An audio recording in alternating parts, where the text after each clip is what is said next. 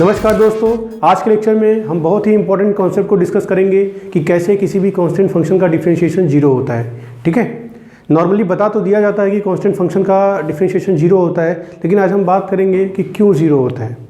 ठीक है, तो ग्राफिकल मेथड से समझेंगे।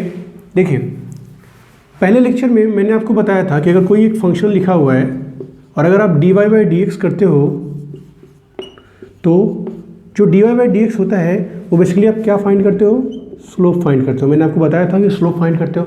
और स्लोप होता क्या है, measure of inclination of a line और a plane from a x axis और हॉरिजॉन्टल एक्सिस। देखो, जैसे मान लो ये कोई हमारा कोऑर्डिनेट एक्सिस है और ये कोई लाइन है, अगर ये थीटा है तो हमारा स्लोप की वैल्यू क्या होती थी, tan theta.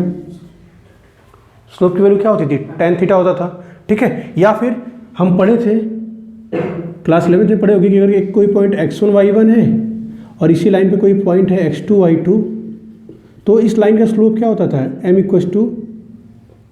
y2 - y1 upon x2 - x1। और आज हमने क्या देखा कि स्लोप और क्या होता है, dy/dx होता है। मतलब बोल सकते हैं कि dy/dx लिख दें, चाहे y2 - y1 upon x2 - x1 लिख दूँ, चाहे tan थीटा लिख दूँ, तीनों बात क्या बताता है, स्लोप को ही रिप्रेजेंट करता है। अब देखिए, मान लो कोई एक फंक्शन है y = कांस्टेंट या y = चलो एग्जांपल लेते हैं y = 3। y = 3। तो अगर आप ध्यान से देखो, मैं इसको हटाता हूँ। अगर आप ध्यान से देखिए, मान लो 1 2 3 y = 3, ये एक लाइन है। y = 3 ये एक लाइन है ऐसा। ठीक है, और ये लाइन कैसा दिख रहा है आपको, पैरेलल टू एक्स एक्सिस। और जो line parallel to x axis होता है उस लाइन का स्लोप कितना हो जाता है, उस लाइन का स्लोप क्या होता है, 0। ठीक है, तो अगर कोई line parallel to x axis है तो उस लाइन का स्लोप हो जाता है 0। आइए दूसरे तरीके से देखते हैं। मान लो कोई एक पॉइंट यहाँ पर हो गया, ये 3 था, तो यहाँ पे मान लो कि ये 1 है, ये 2 है, तो इस पॉइंट का नाम देते हैं 1, 3 और यहाँ पे कोई पॉइंट लेते हैं 2, 3।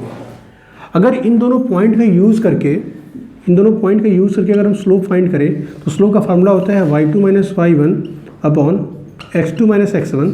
तो क्या हो जाएगा, y2 की वैल्यू कितनी है 3, y1 की वैल्यू कितनी है 3, x2 की वैल्यू कितनी है 2 - 1। देखो 3 - 3 0 अपॉन समथिंग क्या आ जाएगा, 0। मतलब देखो यहाँ से भी स्लोप 0 आया, यहाँ से भी स्लोप 0 आया। ठीक है, ये तो था इसका एक्चुअल मीनिंग कि किसी भी कांस्टेंट फंक्शन का डिफरेंशिएशन 0 क्यों होता है। क्यों होता है, क्योंकि उस कांस्टेंट फंक्शन का स्लोप ही क्या हो जाता है, 0 होता है। जब स्लोप 0 होगा तो dy/dx को भी हम स्लोप ही बोल लेते हैं, इसलिए हम उसका क्या बोलेंगे कि उस कांस्टेंट फंक्शन का डिफरेंशिएशन हमेशा क्या आता है, 0 आता है। ये था ग्राफिकल मेथड। अगर नॉर्मली मैथमेटिक्स की बात करूँ, अगर हम मैथमेटिक्स की बात करें तो देखो, मान लो अगर लिखा हुआ है y = 3, तो इसको लिख सकते हैं क्या, y = 3 × x⁻0। x⁻0 की वैल्यू होती है 1। ठीक है, 3 × 1 क्या होता है, 3 होता है। तो अगर मैं इसका dy/dx फाइंड करेंगे तो देखो कितना हो जाएगा, 3 × n की वैल्यू कितना है, 0। तो क्या हो जाएगा, 0 × x⁻0 - 1 और समथिंग इंटू 0 कितना होता है, 0 होता है। इसका मतलब क्या है कि देखो, आपने मैथमेटिक्स से भी देख लिया कि स्लोप की वैल्यू 0 क्यों आती है और ग्राफिकल तरीके से भी समझ लिया कि स्लोप की वैल्यू 0 क्यों आती है। किसी भी फंक्शन, किसी भी कांस्टेंट फंक्शन में किसी भी कांस्टेंट फंक्शन का डिफरेंशिएशन हमेशा 0 इसलिए आता है क्योंकि कोई भी कांस्टेंट फंक्शन हो, उसका जब ग्राफ ड्रॉ करोगे तो वो ग्राफ किसके पैरेलल आता है, एक्स एक्सिस के पैरेलल आता है। और एक्स एक्सिस के पैरेलल हर एक ग्राफ का स्लोप क्या होता है, 0। That's why dy/dx becomes 0। Okay, thank you.